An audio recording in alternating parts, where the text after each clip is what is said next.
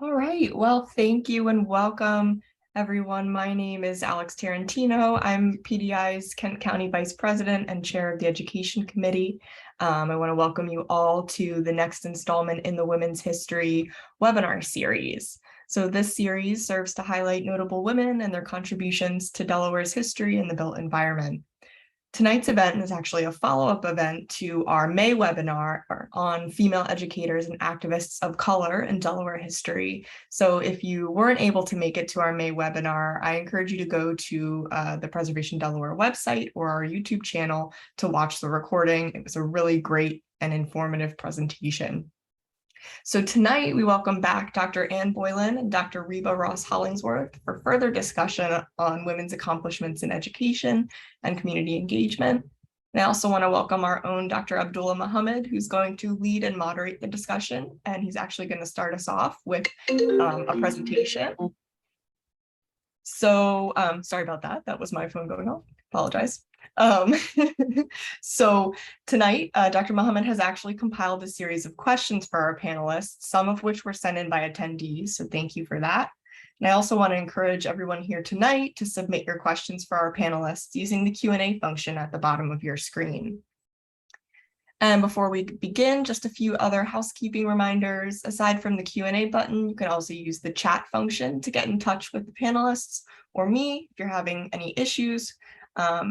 And I also want to let you know that this discussion is being recorded, so it'll be available in a few weeks on our YouTube channel and website.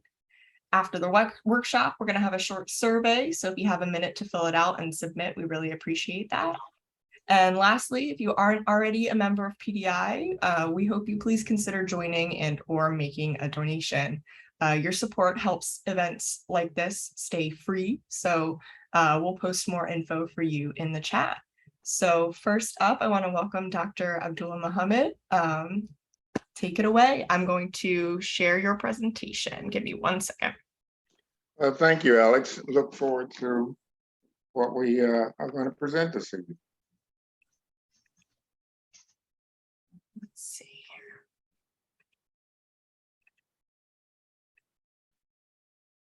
All right, give me 1 second here. Okay. Can everybody see the presentations that look okay? Mm-hmm. Great. Yeah. All right. So I'm going to go ahead and mute myself. Is this in full screen without the sidebars there? Is that what I should be seeing? I think so. Okay. Looks full screen for me. So I'm going to go ahead and let you take it away. All right, good evening to everyone. Welcome to the Delaware Female Educators and Activists of Color discussion, and they're linked to DuPont Colored Schools.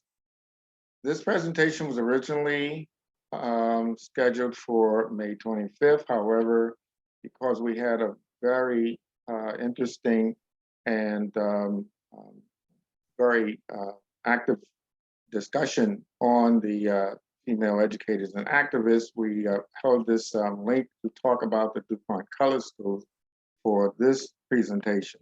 So I am project director for the DuPont Colored Schools Oral History Project. Next screen. Next. And now we're going to talk about some of the female activists that not only took part in a number of suffragette movement, but they were distinguished educators. I will call out names and our panelists will help us give just a brief description for each. The first is Helen Wormley Anderson.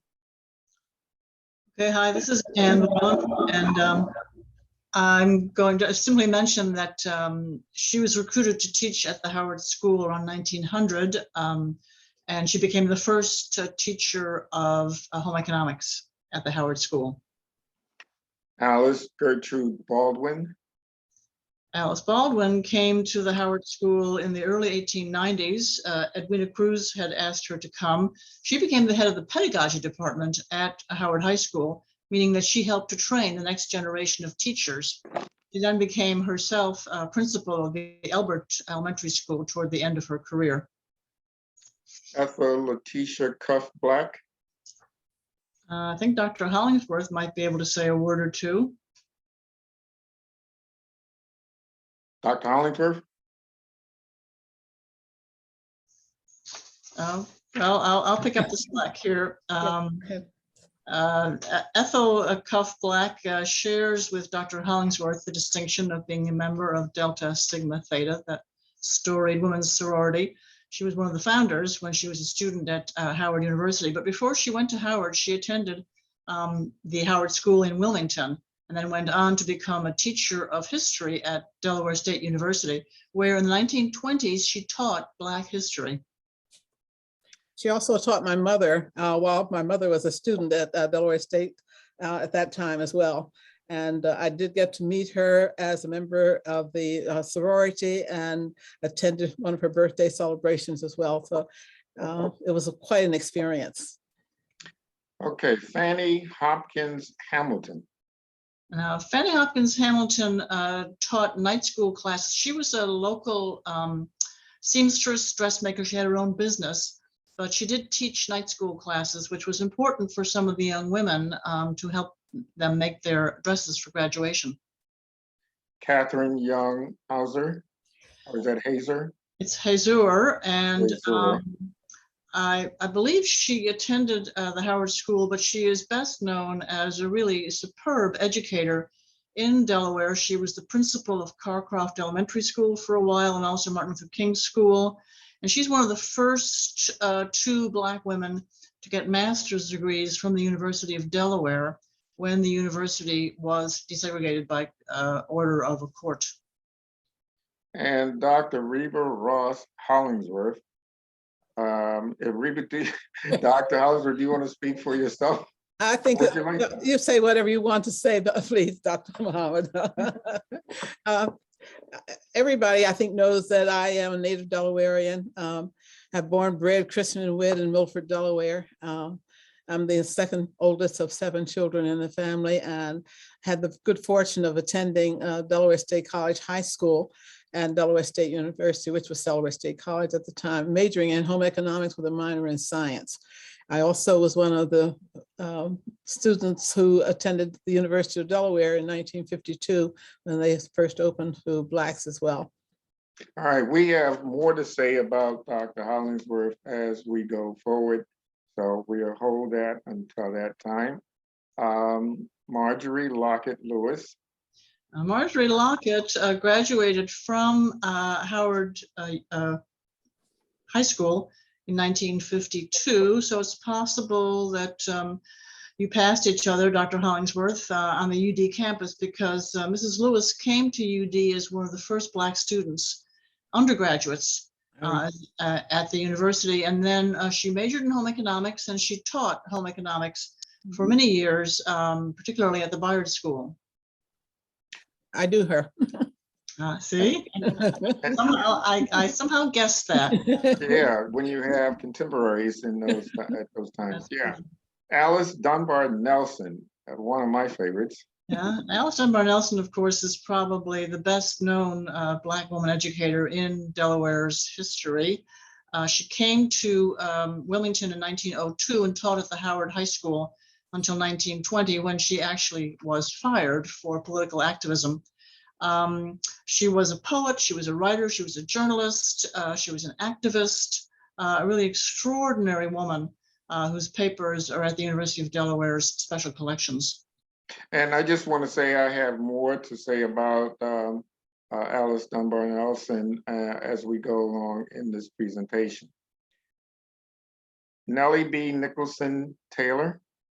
Nellie Nicholson taught math at Howard High School. She later married Taylor. She became, her students all called her Nellie B anyway. So she was Mrs. Taylor. But she was very well educated. She had a bachelor's degree from Pembroke College of Brown University. She had a master's degree from the University of Pennsylvania, and she completed all the work except the dissertation for a PhD. But she, I think, got distracted because she became the vice principal at Howard High School and was much beloved over many, many years. That's why the students always called her Nellie B. And then we have Cora Berry Saunders. Okay. And Mrs. Saunders was from Maryland, but she came to Wilmington to attend at Howard High School, and she lived in the home of Caroline Williams, whose name you'll see toward the bottom, which was not an unusual thing. The teachers would sometimes take in students to live with them while they were attending school. And then Mrs. Saunders married one of the Saunderses of Newark, Delaware, a very well-known family in Newark. And she taught in several schools, particularly at the School Hill School here in Newark, which is now, of course, the George Wilson Community Center. And one of my neighbors told me that she always remembered Miss Cora when she had her in 4th grade. And Blanche Williams Stubbs.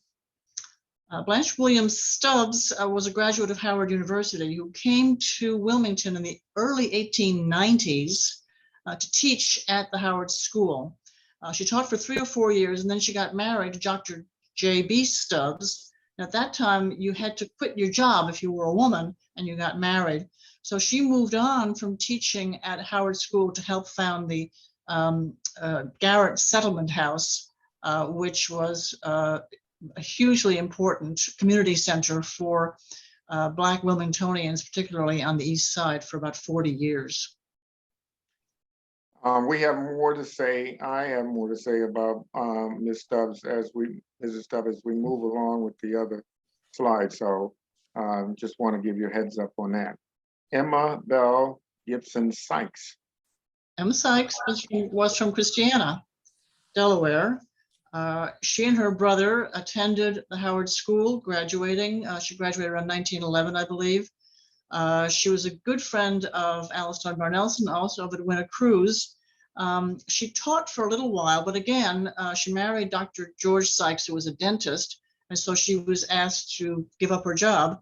She taught in the night school after that, and then she also became one of the first Black women to have a professional position within the city of Wilmington government. Sadie B. Monroe Waters Taylor. Yeah, Sadie Monroe Waters came to Wilmington with her father and mother. Her father was a member of the Massachusetts 54th Infantry Regiment, and she attended the Howard School as a young woman. She then went on and got a bachelor's degree and taught for a brief while until she moved down to Bridgeville, Delaware, and she taught in Greenwood for many years. And she was very active politically and also active in the Delaware State Colored Teachers Association in the 1920s and after. So I'm going to ask those of you listening to kind of remember some of the names that I mentioned, because I have maps to show later of different DuPont colored schools throughout the state, and Greenwood is one of those that I'll touch on as we look at the schools from each county. Next, we have Caroline Williams.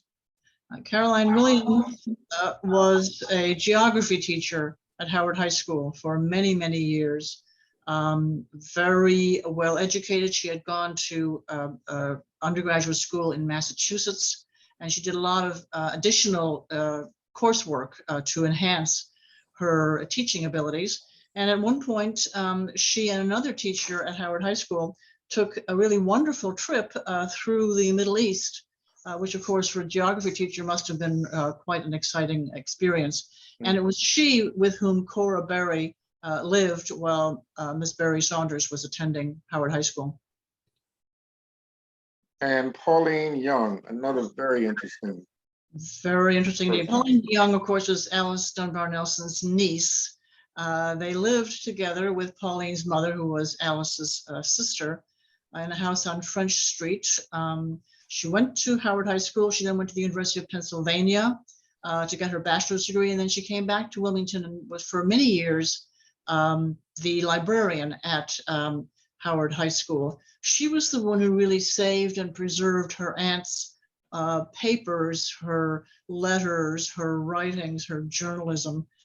And today, the memorabilia room at Howard High School has a number of things donated to it by Ms. Young, because she was a very, very important person who curated and saved documents that otherwise would have been lost, as well as, of course, being herself a trained librarian.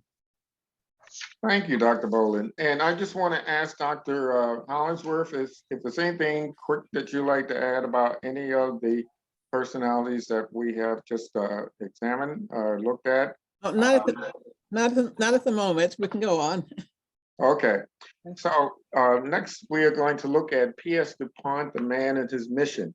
When we talk about the DuPont color schools, I'm just surprised, and maybe I shouldn't be, of the number of people in this state who are not familiar with DuPont color schools.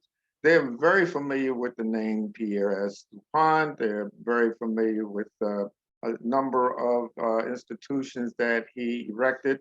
Most are familiar with the Longwood Gardens and other places like P.S. DuPont School that he was spearheading and actually brought into fruition. But I'm going to help you understand why he helped build and modernize schools for colored students. This did not start off initially to just be about building and modernizing schools for colored students. It was to be for all students in the state of Delaware.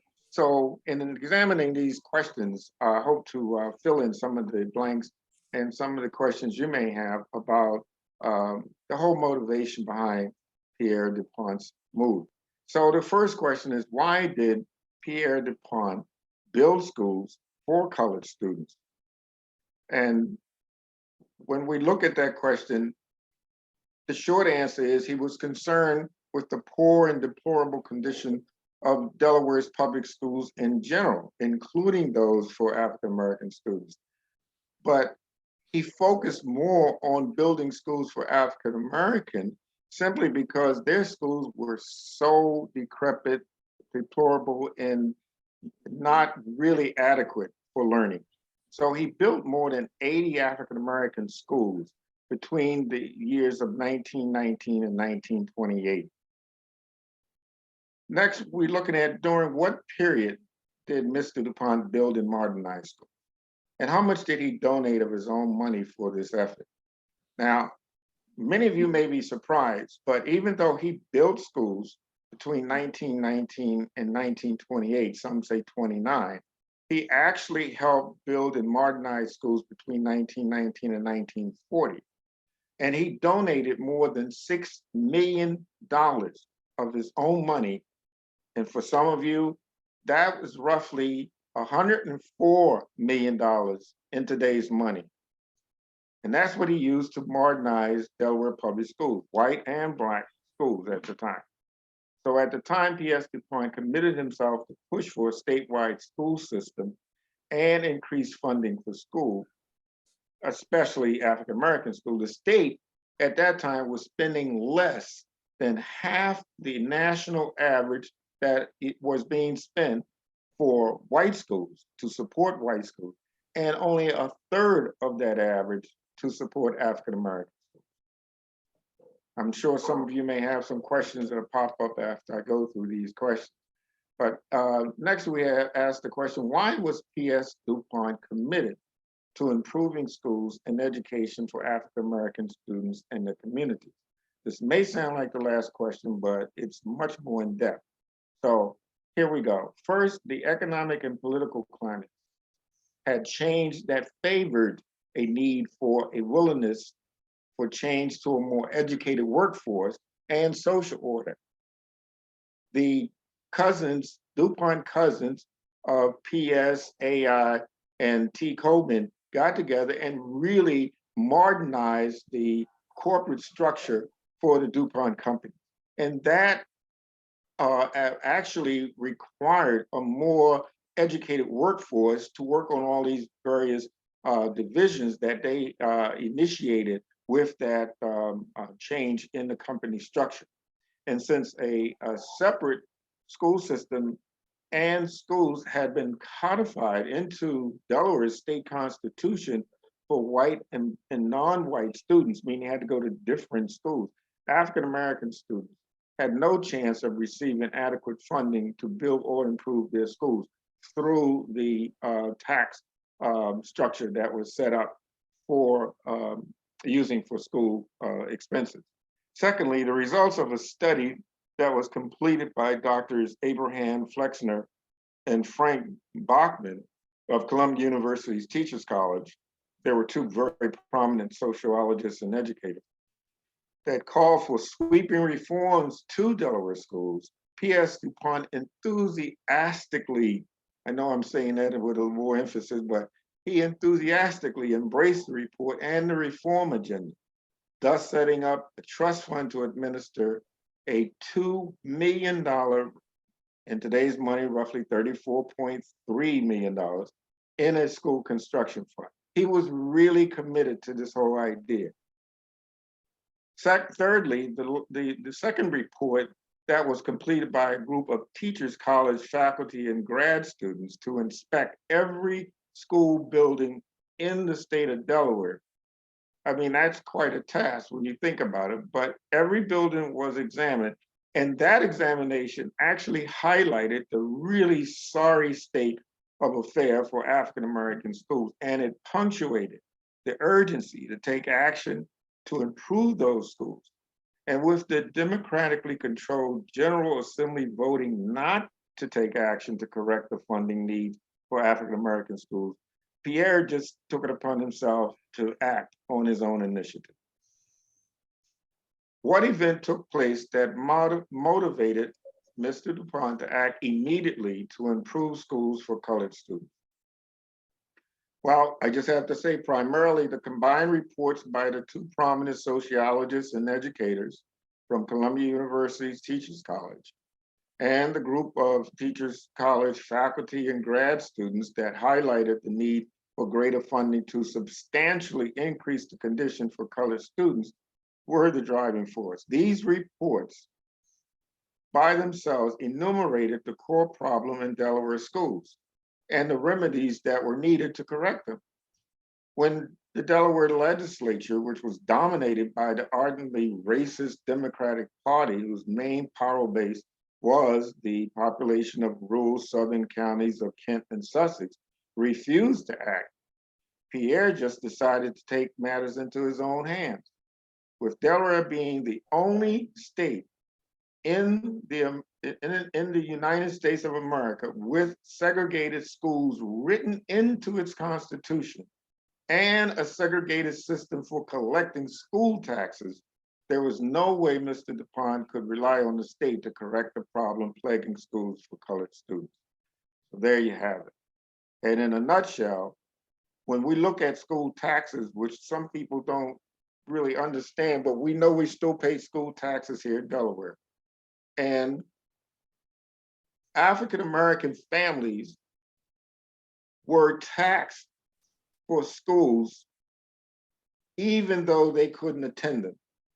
So their tax money were going for white schools, even though they couldn't attend the white school. So this was a real problem. So I just wanted to point that out very specifically there, because I think a number of people are not really familiar with how that happened and why why there was that emphasis on not doing what was needed at the time. Now I'm going to turn, if we go to the next slide, the maps that will show where DuPont schools were built and modernized in the state of Delaware, because there were schools that had already been set up by the Delaware School Association, and they were just one-room schools for the most part throughout the state of Delaware. So in this first map, it's showing you the locations of schools in Newcastle County, of course, smallest county, and there were less schools in the county. But you see these like blotches all over the map. In the center or somewhere in there, there's a smaller, concise circle that actually indicate the location of the school. The blotches actually indicate the communities, the African-American or colored communities that this school drew from. So this was the school community itself. So, you know, some look like amoebas, some look like squares, some look like circles, but they're all odd shaped, but they're all indication of the communities where these schools became center point. Next. Next we have the schools that were in Kent County. And the same idea, if you look I don't know how clearly you can see some of the names of the school, but I do have another slide that will show the name much more clearly. But if any of you are familiar with some of the DuPont College schools, some certain names may stand out, like Star Hill and Willow Grove and Berrytown, Milford Benjamin Banneker School, the Blackston School, White Oak. Some of these are names that some people, and Booker T. Washington, of course, in Dover. In fact, Dr. Hollingsworth attended Booker T. Washington School when she was going through her school days. And you have Broadneck and some other locations. But a number of these schools no longer exist at all. And we're actually looking at, in the second phase of the DuPont Oral History Project, to make sure that all of these schools are recognized with state historic plaques. Next. Then finally, we have, of course, the schools that were located in Sussex County. Because Sussex County is the largest county and there's much more area to cover, you will see that these blotches were the school communities or African American colored. And I say colored because there are a lot of Native American or Napi and for the Nanaco that also attended schools around the Sussex County and in some Kent County schools. But this is the map that pretty much shows you how schools were actually populated throughout the state. We're hoping as our project continues and broadens in its scope that we're looking for a mapping system that we could put online that we'll be able to just click on a location and you will have additional information about the school to populate in sort of a drop-down menu so that you can find out much, much more about the school. Next line. And then, as I was pointing out, that you may not be able to see all the names of the schools, but this gives you a much better breakdown of the names of the various schools, how many teaching classrooms were in those schools for all three of the counties. And it's pretty clear for all of you to see that there were more schools in Sussex County and then Kent County, and the lowest number of the schools were in Newcastle County. Next slide. Now for our oral history project, the DuPont College Schools Oral History Project, we examined 2 DuPont schools for each of the counties. In Newcastle County, we examined the Hocassin Colored School, number 107C, and Howard High School. In Kent County, we looked at Thomas D. Clayton School, formerly known as the Smyrna Colored School, and Delaware State College High School was also known as the State College School for Colored People, and then it became Colored Students, and Delaware State College, etc. So it has had name change and went from Delaware State College and now Delaware State University. In Sussex County, we have the Richard Allen School that we examined and Rabbits Ferry School. I have to say that Rabbits Ferry School actually had a large population of Native American students to attend there. In fact, the majority of the students that attended Rabbits Ferry were of Native American descent. Next slide, please. When we are looking at the scope of this project, we have to first examine it by way of what was the purpose and goal of the project. So the first was to collect oral histories from former students, teachers, and other members of the DuPont Colored School community.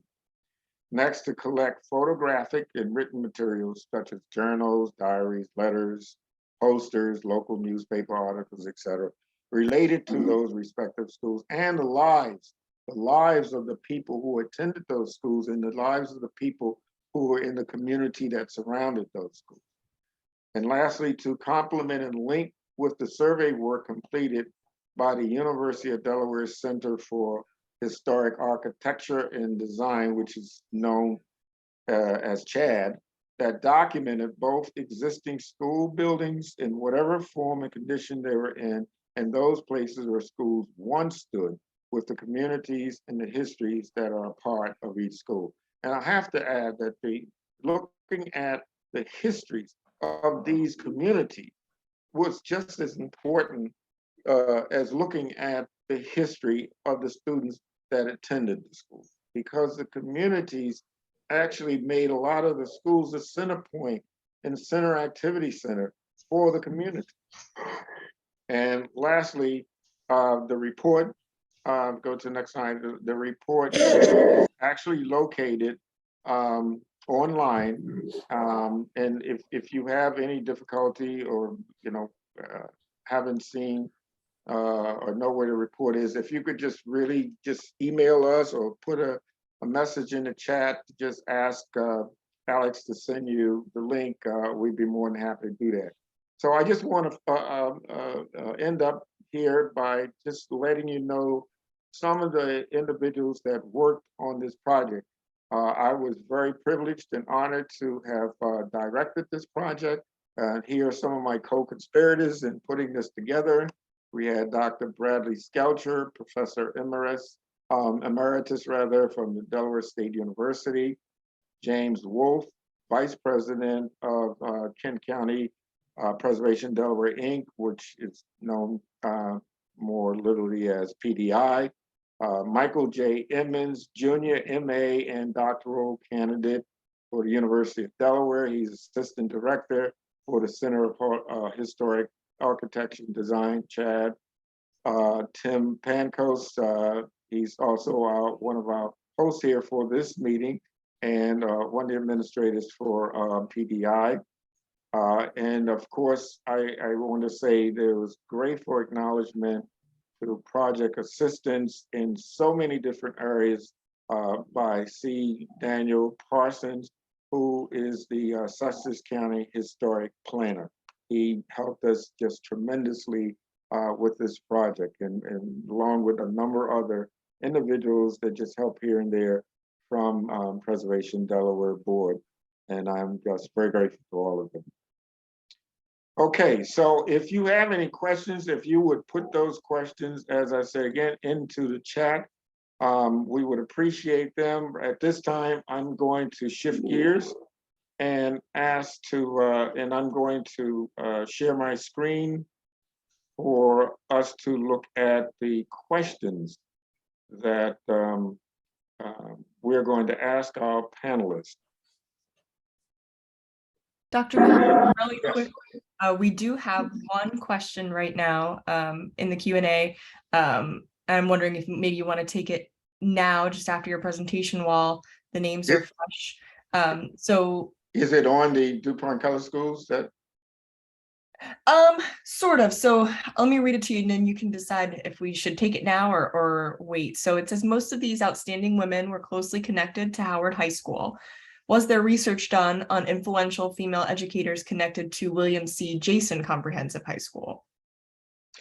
Well, what we did was we took an examination of just, and I indicated just a few women of distinction. We would have to take a lot more time if we would examine all that had a connection with DuPont Color School. What we found was that there was this enormous and very large number of these educators and activists that were connected to the Howard High School. So that's why we just decided just to target Howard High School as opposed to looking at all of the DuPont High School. Thanks for your question. However, maybe we can do that in another webinar session. Okay. Alex?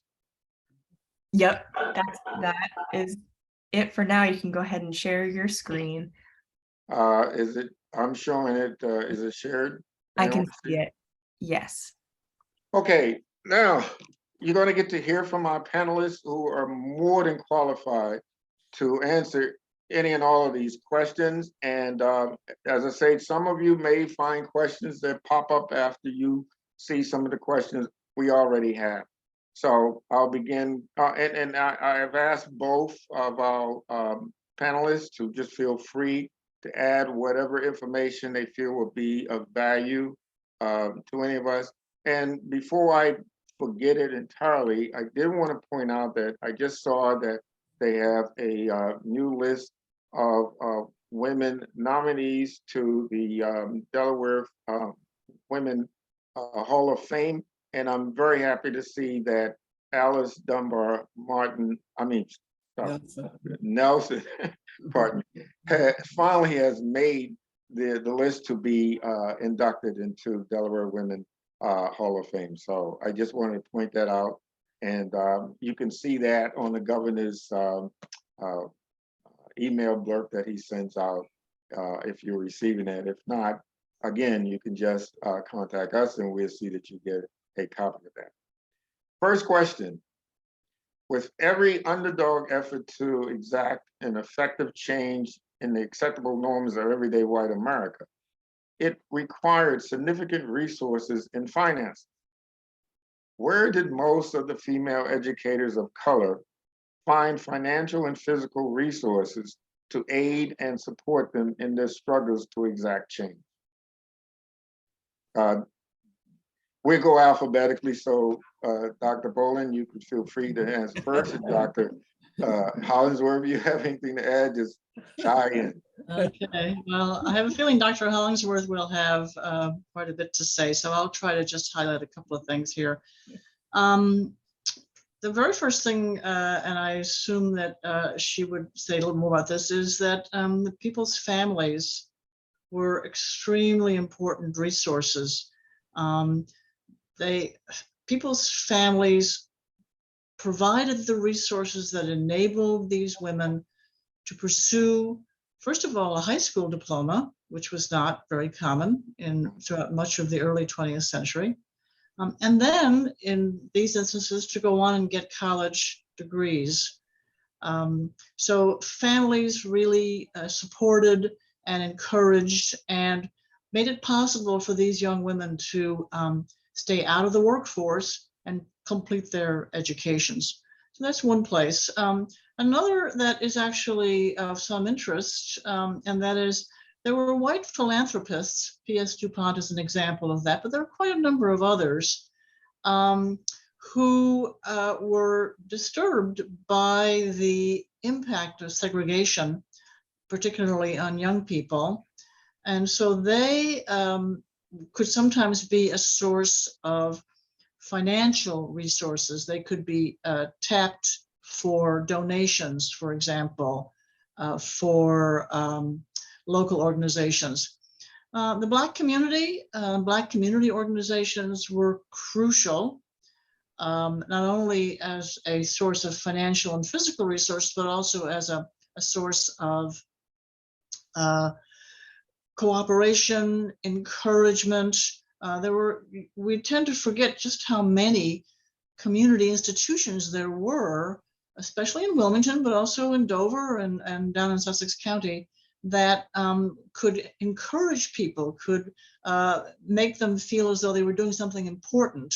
I'm talking about everything from PTAs to the Delaware State Colored Teachers Association, to the NAACP chapters, to local community institutions and settlement houses and so on. And then at some point, many of these women understood, especially once they could vote, that they had the right and the opportunity to ask the state of Delaware to provide financial resources to some of the institutions with which they were involved. And we'll talk about the Industrial School for Colored Girls in a little bit, but once Black women were voting in Delaware, which they did beginning in 1920, and they did in large numbers, they could appeal to the governor and to legislators to provide money for that institution, even though it was segregated, because money was going to the white industrial school. So those are the resources that I would point to off the top of my head. And there were, of course, others that included the churches who actually did most of the funding and allowing their churches and church facilities to be used to educate Black folks before any schools were built. And many of the Black schools, the older ones, were built on church property as well. Sometimes just one building, which was also used as a church social hall. But the state really did not favor education very much for anybody, and certainly not for Blacks. And of course, right after the end of the Civil War, many of them, and some of them still didn't think that Blacks really needed an education. Even, I think I mentioned this, and I noticed this in the second question, but I'm going to mention it now, is that there was a law on the books until 1972 that said Blacks only needed enough education to read, write, and count a bit. And that law was changed by one of the Black women legislators in 1972.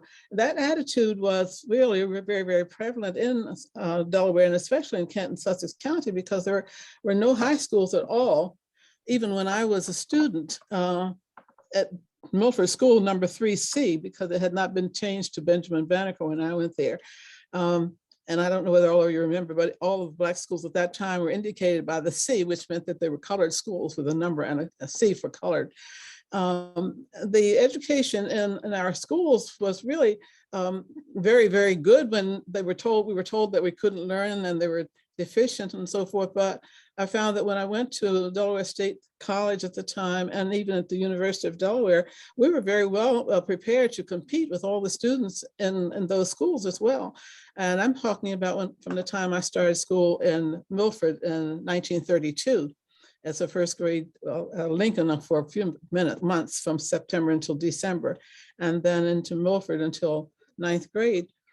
But can I jump in and ask you a quick question, Dr. Hollingsworth? Yeah, how much effort or how much did, because I noticed that a number of these women were married, how much did they rely on the financial resource of their husband? Because I've noticed a number of them were married to doctors and other men that had significant employment status. That was in Wilmington. There was only one Black doctor and one Black dentist in all of Kent and Sussex County until I guess in the 50s, 40s, late 40s and 50s. But the women, the men were happy to have their wives teaching, even though they didn't make an awful lot of money. $35 and $40 a month was not very much money. Even when I started teaching in Delaware in 1954, my teaching salary was $2,800 a year for beginning teachers who had no experience. And because I had taught 1 year in South Carolina, my salary was $2,960.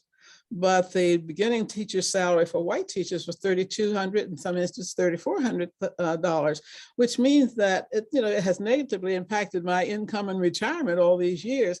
And we didn't allow that to keep us from doing the very best we could to educate our students and prepare them to compete with all students everywhere. And we found that even when the students went from William C. Jason, which was not a DuPont school, went up to Delaware State and to other colleges, they were very well prepared to compete with students from everywhere, because as teachers, we made an effort to make sure that they were academically prepared and could really hold their own wherever they were.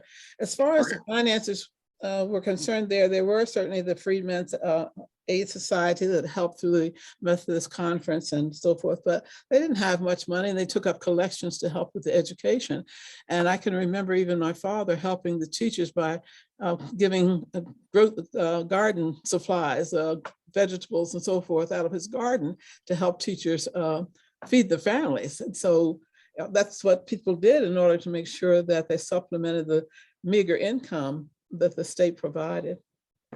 So we basically, I think we got a full picture of how these activist females were able to get funding to help them with the programs that they were trying to put forward to bring about change that were needed for those in the Black community and other communities throughout the state. Our next question, Dr. Muhammad, could I just interject something that okay. Hollingsworth really helped me to put my finger on. Historians will tell you that during the time period we're looking at, let's say from the 1890s through the 1950s anyway, among white Americans, the kind of standard of being middle class was to have a male breadwinner and a wife who could afford, in some sense, to stay in the home. Right. Historians will tell you that among Black Americans, and this is not just true in Delaware, it's true elsewhere, you needed to have two solid incomes to achieve middle-class status. And so, as Dr. Hollingsworth pointed out, even if a man was a physician or a dentist, to have his wife also earning income meant that they had enough money to have that kind of middle-class status that went beyond simply other markers of class status. So it's very common in Black families to have this dual income model, one that, of course, many white families have only recently adopted. And it came out of necessity, but it also came out of training and people's desires to be able to use their professional skills as they did. Well, I just want to caution our panelists that we do want to cover all of our questions in the time we have allotted and have a few minutes available for those who may have additional questions. So I'm going to just have to very, very cautiously and very sort of hesitantly ask you to stay focused on the questions so we can get through them. Dr. Hollingsworth, in your presentation, you stated that prior to 1866, there were only 7 schools for colored students in the entire state. You also stated, and you reiterated just a few minutes ago, until 1972, Delaware laws stated that Negroes only needed enough education to read, write, and count a bit. How do you feel those facts help energize the educational pursuits and activism of Delaware's females of color that we are looking at this and have looked at in this session of females in Delaware? Well, I think in a very short word sentence or so, when you tell people that they can't do something and you have a love for doing it, you will find a way to do it. So saying that you couldn't have an education might not have kept Blacks from really learning. It might not have been a formal education, but they certainly did learn, and they had a love for learning, learning things that even the white students did not know. And I found this out, of course, when I went to the University of Delaware as an integrated situation. But with the desire to achieve and to be able to dispel the myth that Blacks didn't have enough education and could not learn was a real trigger for making us do better and do well. So, Dr. Baldwin, you have anything you want to add to that? No, we'll move right along. All right, Edwina B. Cruz was the first African-American principal of the Howard School, which later became Howard High School for many decades. After she was principal of that school, her name was associated with the Cruz Industrial School for Colored Girls. What was the Cruz School? Who created it? And why was it named in honor of Edwina Cruz? Dr. Baldwin. All right. What became the Cruz Industrial School for Colored Girls was first imagined or discussed or made a possibility in the 1890s because white women had created the Industrial School for Girls. Notice they didn't have to say white girls, that was assumed. And that was getting some money from the state. But it was very difficult in the 1890s to start this. And so it became a long-term goal of many of the women we're talking about here. They talked about it over probably a couple of decades. And then starting around 1916, the Delaware Federation of Colored Women's Clubs, which had clubs all around the state, made this their #1 goal. And so they opened it in 1919 in Marshallton. It was, of course, because Delaware was segregated, it was for Black girls. It was supposed to provide a kind of an education to young women who were in trouble or might get in trouble with the law, whose families were having difficulty with them, who were sometimes called incorrigible and so on. Once women won the right to vote, then the Delaware Federation of Colored Women's Clubs and Alice Dunbar Nelson lobbied the legislature for a donation, for a yearly donation to help support the school, comparable to what they were giving to the white industrial school. The school wasn't renamed for Edwina Cruz until after she died. She died in 1930. And at that time, there was talk about finding something to name for her. There were several different suggestions. Alice Dunbar Nelson pressed forward with this, but it didn't happen until 1943. And so in 1943, the school was named for Edwina Cruz. And I believe Dr. Hollingsworth has her own story about her role there. Yes, she does. Dr. Hollingsworth. Oh, yes, actually, when I started teaching, my first teaching job was in South Carolina, and they paid me $1,000 a year.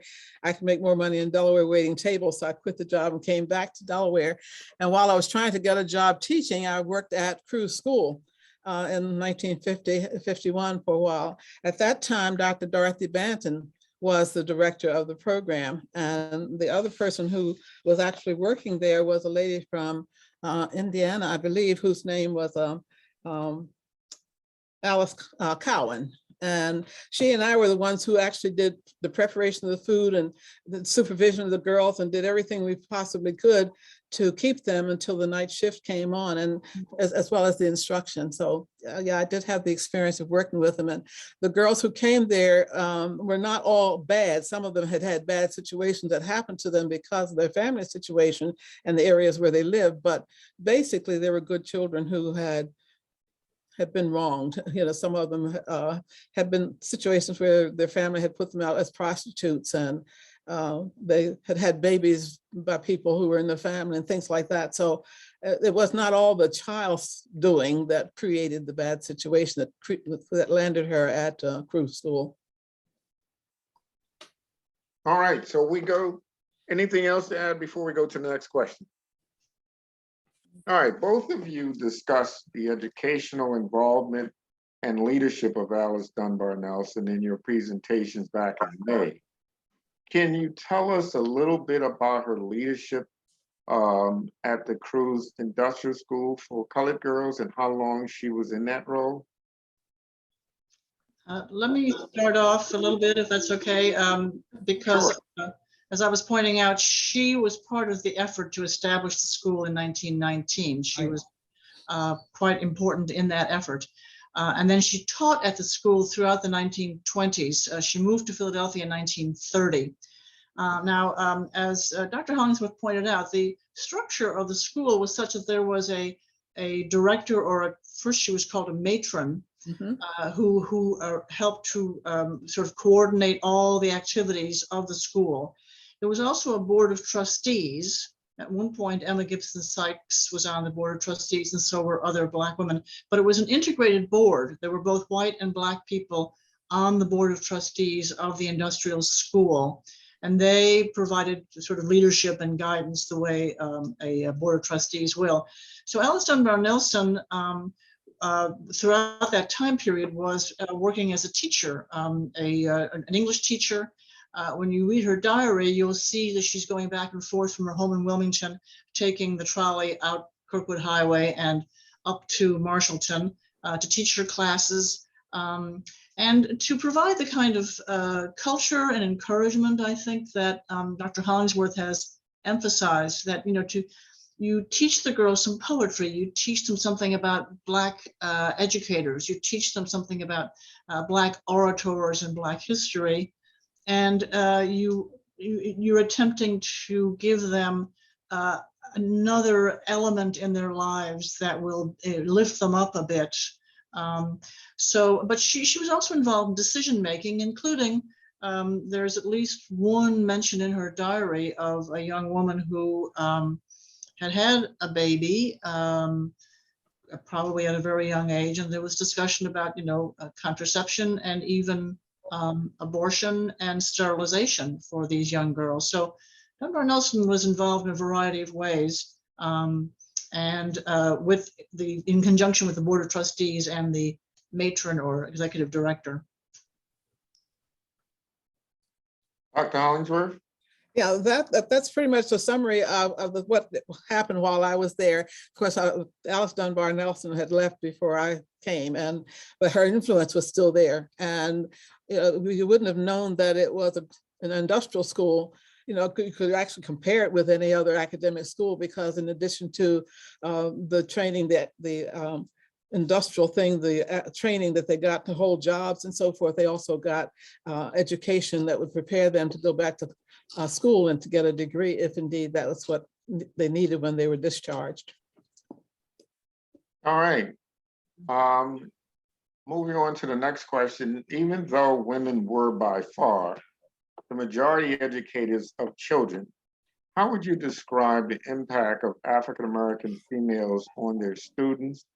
What emphasis, if any, did they place on the role of men and fathers in the lives of those children? Dr. Baldwin? I would defer to my colleague, Dr. Hollingsworth, on this topic. I think she's already rather eloquently mentioned some of that. Well, we only going alphabetically, so that's the only reason why I called you first. But go ahead, Dr. Hollingsworth. Well, of course, the teachers were basically women anyway, because the men were doing work that was a little bit more taxing, and the women were the teachers. But the men were very proud of their wives and sisters and mothers and so forth, who were the educators, because not only were you educating the children in your school, but even those in the community. And in addition, my experience was they also had adult classes for the people in the community who had not finished high school. And so it was quite, it was something that was a community affair to be able to teach in the schools, even though they were not receiving an awful lot of money for doing it. And the men were certainly supportive. They even attended the Parent Teachers Association meetings and did whatever kind of assistance that they could. So I didn't see any of them feeling put down or in any way put upon because they were in a different role than a teacher. Very good. Thank you for that. Mm-hmm. Anything else to add? All right. Well, I would add one other thing.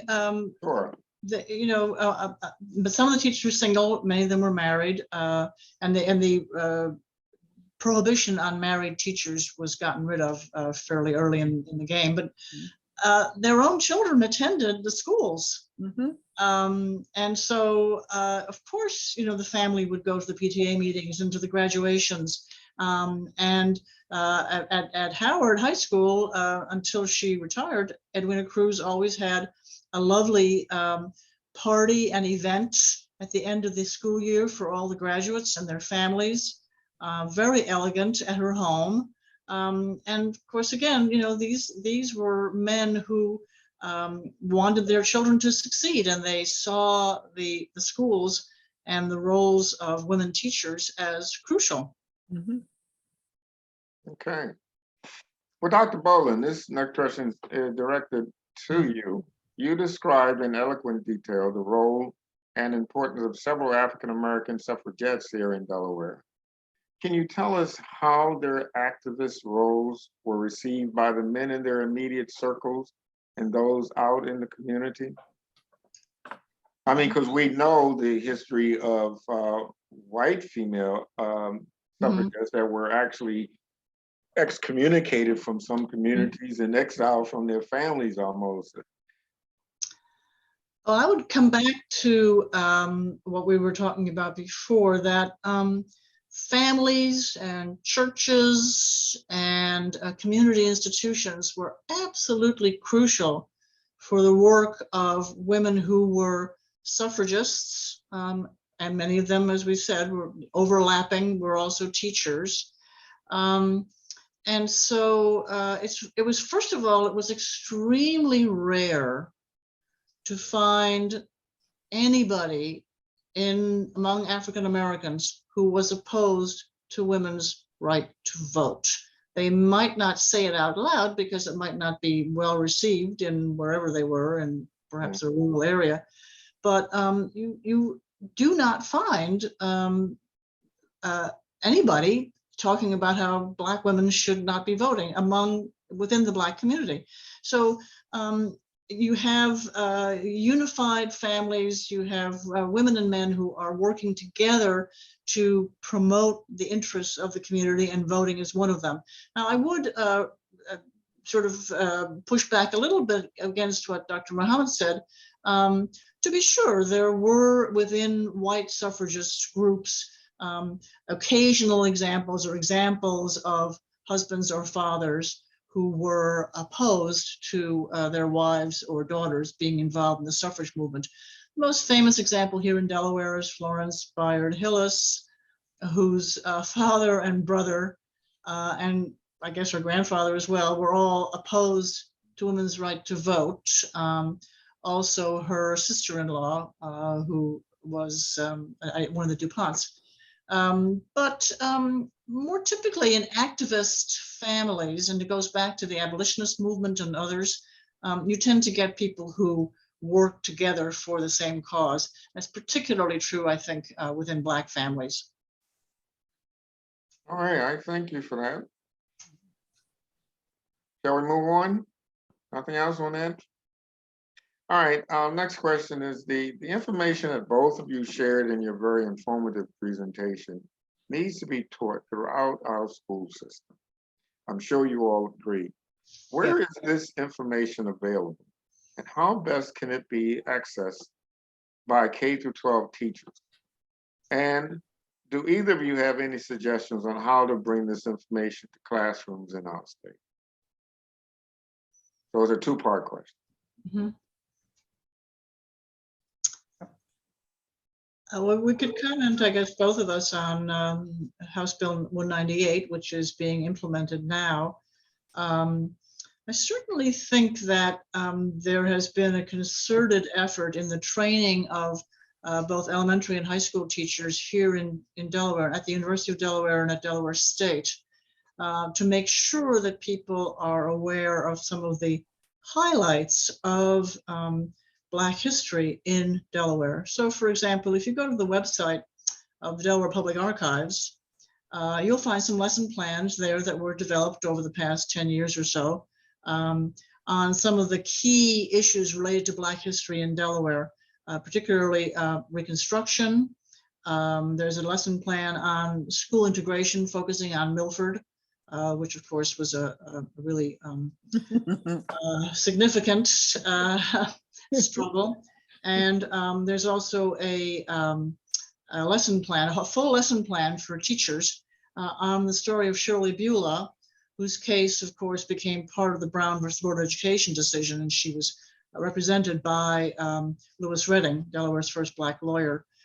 So that's one place that's right there. There are lesson plans prepared. The other, I think, would be to look at some of the work that's done by the Democracy Project at the University of Delaware's Biden School. House Bill 98 particularly asks teachers to incorporate primary source materials into their teaching. Mm-hmm. And so finding those materials can often be done through the training of teachers and through some of the summer programs that have been going on for quite a number of years now in the state. All right, Dr. Hollingsworth, we were talking earlier about this, so I'm sure you have some things to add. Yes, I was thinking that, yes, I have, I like a lot of Black people, have quite a library of Black history, Black books. And my personal feeling is that we need to teach more than Black slavery in the state of Delaware and what happened there. We need to teach the accomplishments of Black people and how we actually contributed not only to the building of the state, but certainly the whole nation, and to realize that the Blacks made contributions even before Christopher Columbus discovered whatever that discovery is, the United States of America, going all the way back to prehistoric times. And I have some books on Blacks being in the South America and the North America even before, I guess whites even knew that America was here. But I think that they really need to get a broad education so that they will understand that Blacks in Africa spoke many more languages than just English. And, they were considered being illiterate when they came over here because they couldn't speak English. But my question is, how many of those white slave owners could speak any of the 28 or 30 languages that came out of Africa? But anyway, be sure that we teach a broad, that we teach a broad education rather than just a narrow-minded thing, and realize that it's not a matter of trying to belittle or get back at anybody, but it's to enlighten and educate people. And to do that, we're not going to burn down any schools like some of the people did in the early 1900s when the Blacks were building schools in the state of Delaware. So the information you mentioned about the those that have very sophisticated institution in Africa, where would this information for most teachers, where would they find this information to share with us? We have books on Africans, the countries of Africa and the education. As a matter of fact, the first institution in the education in the whole world was in Africa, the University of Timbuktu. And so to learn something about the African culture would certainly give a foundation for people's understanding of Blacks in America and the United States. And realize that we do have value.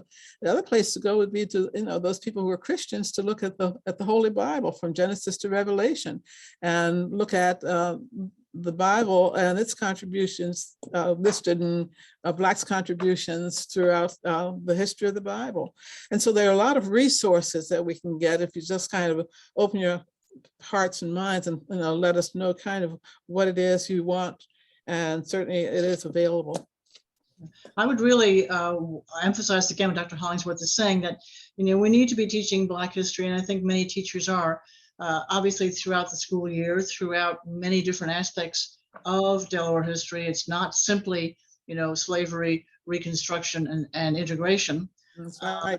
And from my experience working with teachers, and particularly helping them to find primary source materials, they often share lesson plans with one another and share access to children's books that would, particularly for the K through 6 or K through 8 years, be a really nice way to introduce students. Students at that age often are particularly captivated by biography. Mm-hmm. And if you can introduce students to biographies of not just Black Delawareans, but Black Americans in general, that often kind of piques their interest.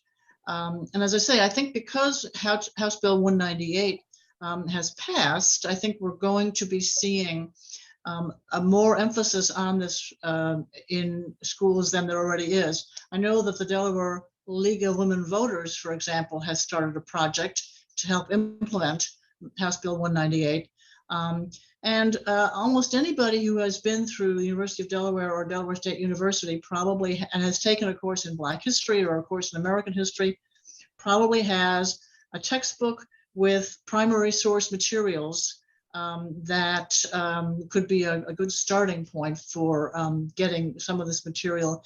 And it really just involves sort of thinking, I'm teaching right now about American industrialization, or Delaware industrialization. How do I make sure that I incorporate the full story, the story of all Delawareans in this thing that I'm doing this week? Or, the same thing, I'm giving a lesson on World War II.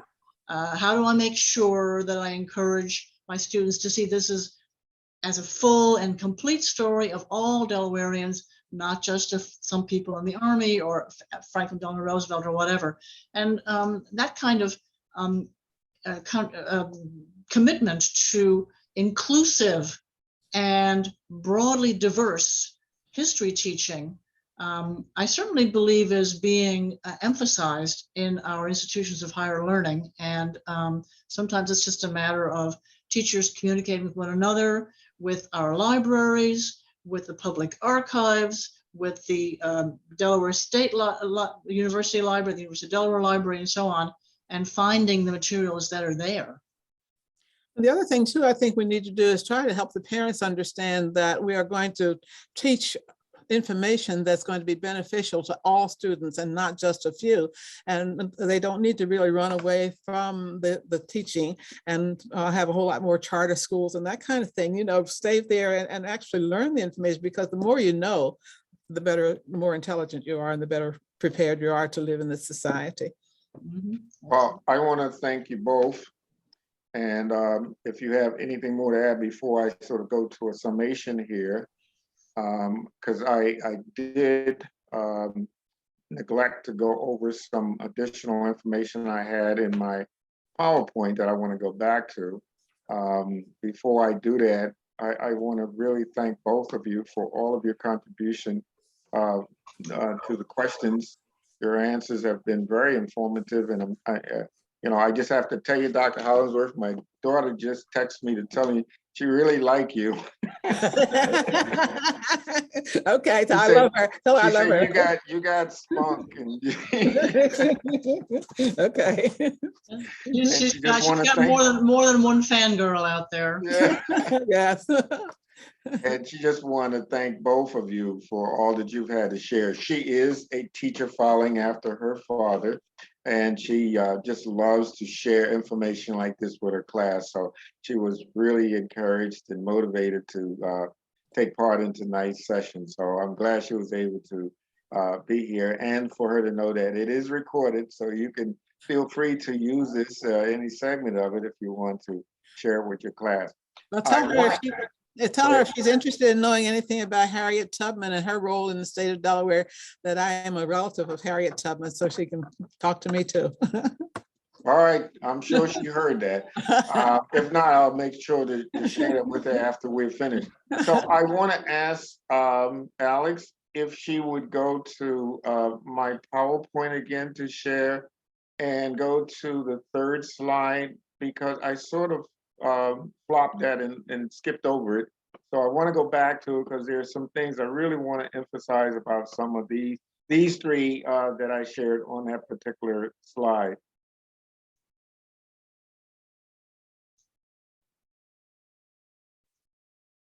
All right, as you can see, there are three pictures there. I know that there's two of Alice Dunbar Nelson, but there are three women that I wanted to pretty much emphasize some information and to share some additional information with you, and only because they're just so interesting and have contributed so much to what we have here in Delaware and the history of education in Delaware. They've been impactful. So I want to begin with Dr. Hollingsworth. Just a little background on all three of these women. Dr. Hollingsworth is a proud member of the Delaware Women's Hall of Fame. She's co-chair of the Delaware Heritage Commission. She's a 65-year member of Delta Sigma Theta sorority, and she is a relative of Harriet Tubman, and she has participated in numerous other community and church affiliations that span beyond her 34-year period of retirement. Yes, you heard me right. She has been retired since 1988, and she is 95 years young, about to turn 96 this year, and we congratulate her on staying so healthy. And the only thing I can say is that she stays this way because she keeps it moving. She has been a recognized leader in schools and assisting teachers since she was 9 years old, believe it or not.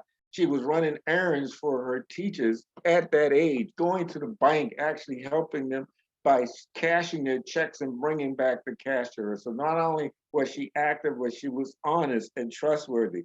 Had to be, they were trusting her with that. Her advocacy for educational parity and equity is well known throughout the state of Delaware. So that's just a little more tidbit to sort of show you the expansive career this woman has engaged in. Alice Dunbar Nelson was born Alice Ruth Moore on July 19th, 1875 in New Orleans, Louisiana, of mixed African-American, Native American, and European American background. She spent her entire adult life as an advocate for improved educational settings and opportunities for African American children. She served as a teacher and department head in the Howard School, an instructor for teachers at the State College for Colored People, and the head of the Cruz Industrial School for Colored Girls.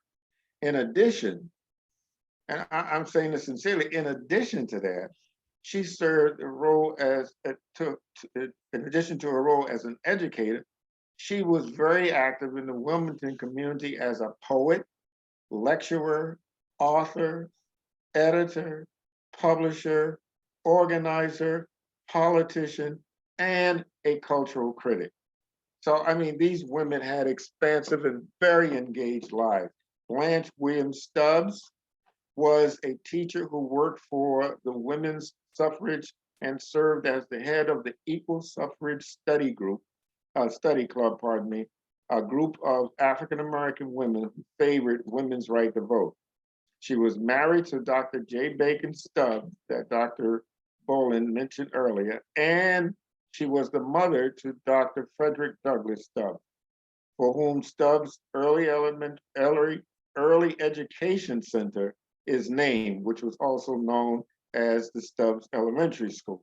She is best known for her activism as a suffragette who marched in Delaware's first suffragette parade in Wilmington in 1914. She also served as president of the City Federation of Colored Women and director of the Thomas Garrett Settlement House for many years, which Dr. Baldwin also mentioned.